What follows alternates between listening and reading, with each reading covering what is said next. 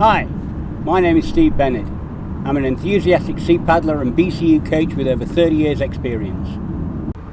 As a sea paddler, you're going to have a bomb-proof roll, but no matter how good your roll, you're going to need a backup, especially if you're paddling solo. The most common backup is the paddle float rescue. This rescue uses an inflatable sleeve which goes over the paddle and can be used as a support to get you back in your boat again.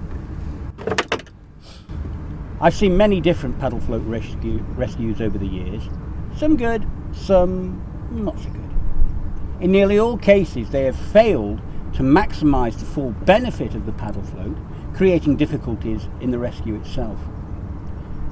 What I'm about to show you is a system which uses the paddle float to its maximum advantage, making it easier, much quicker, more stable, more effective and much more efficient. All you need is a slight modification to your boat. The key to this rescue lies in a releasable line positioned just behind the cockpit.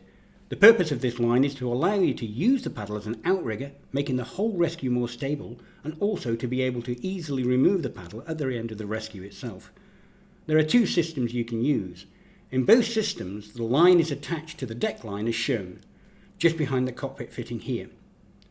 The first system uses a loop which is attached in this deck fitting just behind the cockpit. The line is threaded twice through the loop and is secured using a slip knot. It is best to thread the line twice through the loop before tying the slip knot for added security.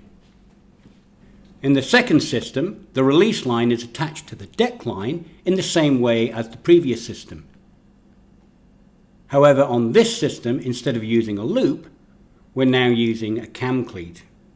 For those of you that don't like drilling holes in your boat, and I fully respect that, then the previous system will be the preferred method. A cam cleat system, however, is more efficient as there is less slack in the system and it's easy to reset after use. This particular boat is a P&H Cetus MV, and these systems have been designed using the deck design and layout of this boat.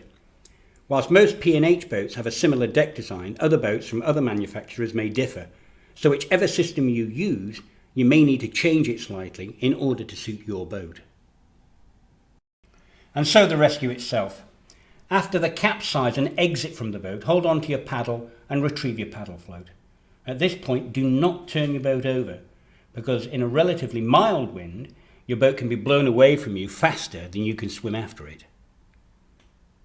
By placing a leg inside the cockpit, you can retain contact with the boat, allowing you to use both hands. Fit the paddle float securely and inflate.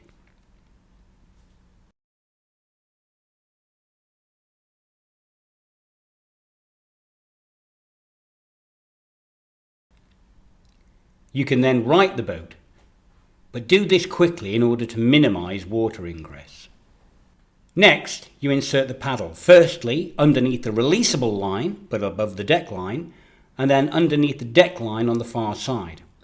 The paddle is now secure and will allow you to use both hands to re-enter the boat. The best method of re-entry is as follows. Facing the front of the boat with your back next to the paddle, place one hand on the rear of the cockpit on the far side. The other hand is placed on the paddle shaft behind you near the paddle float. You then lift both feet into the cockpit, lift your body up, sit on the rear deck and then slide into the cockpit.